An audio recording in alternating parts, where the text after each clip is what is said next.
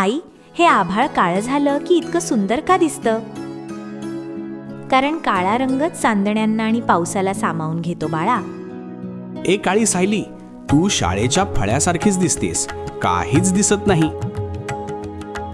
सगळे माझ्या रंगावर का जातात? माझ्यात काहीच चांगलं नाही का?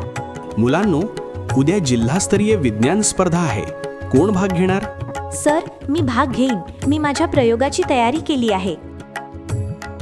बघूया तुझा प्रयोग तुझ्यासारखाच अंधारात जातो की काय. रात्र काळी असते म्हणूनच सूर्योदय इतका तेजस्वी वाटतो राहुल.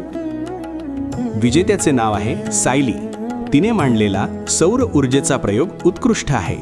हा सौर पॅनल काळा आहे कारण काळा रंगच सर्वात जास्त ऊर्जा शोषून घेतो.